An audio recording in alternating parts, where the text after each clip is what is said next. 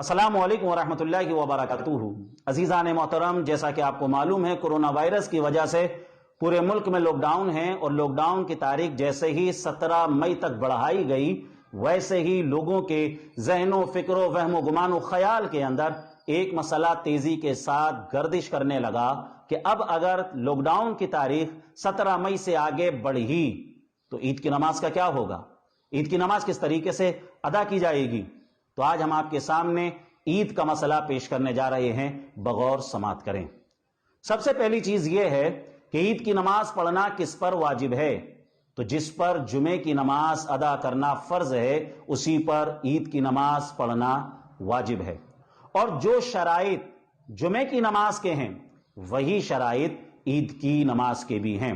البتہ فرق صرف اتنا ہے کہ جمعے کی نماز میں خطبہ پڑھنا شرط ہے، جمعے کے دن اگر خطبہ نہیں پڑھا تو نماز نہیں ہوگی، اور جمعے کے دن جو خطبہ پڑھا جاتا ہے وہ جمعے کی نماز سے پہلے پڑھا جاتا ہے۔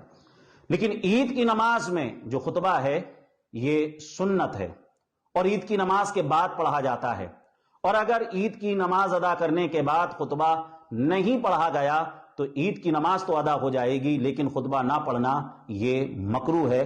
یہ مسائل فتاوی ہندیہ کے اندر موجود ہیں۔ دوسری چیز، ایک چیز یہ بھی معلوم کی جا رہی تھی کہ عید کی نماز ادا کرنے کے لیے کم سے کم کتنے لوگ ہونا ضروری ہیں۔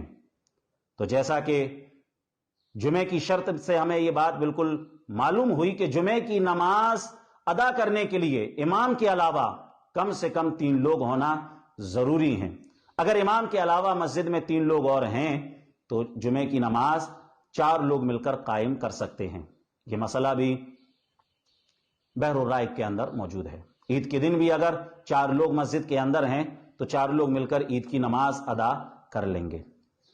موجودہ حالات میں لوگ جمعے کی نماز ادا کرنے کے لیے مسجد نہیں جا رہے ہیں، اور گھروں کے اندر بھی جمعے کے شرائط پورے نہیں ہو رہے ہیں، تو جمعے کے دن مسجد میں جمعے کی نماز ادا ہونے کے بعد لوگ گھروں پر تنہا ظہر کی نماز ادا کر رہے ہیں۔ تو اگر لاک ڈاؤن کی تاریخ آگے بڑھی تو پھر عید کے دن کیا کیا جائے گا؟ عید کے دن تو سارے لوگ عیدگاہ میں یا مسجد کے اندر نماز پڑھنے لاک ڈاؤن کی حالت میں نہیں جا سکیں گے، تو وہ لوگ کیا کریں گے؟ تو یہ بات بھی فقہ کی کتابوں کے اندر موجود ہے۔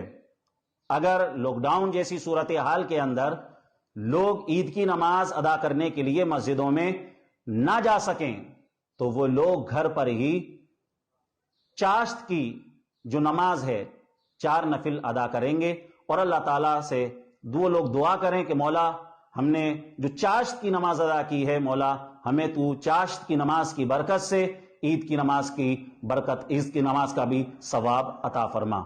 اور زیادہ سے زیادہ دعا کریں، رمضان کا مہینہ ہے، کہ مولا تبارک و تعالی کورونا وائرس کی اس وبا سے ہمیں اور ساری دنیا کے انسانوں کو بچائے۔ لاک ڈاؤن کا پالن کرتے رہیں، سوشل ڈسٹینسنگ کا خاص طور سے خیال رکھیں، دین کے مسائل سیکھیں اور لوگوں کو سکھائیں۔ مولا تبارک و تعالی ہمیں شریعت پر عمل کرنے کی توفیق عطا فرمائے۔ السلام علیکم ورحمۃ اللہ وبرکاتہ۔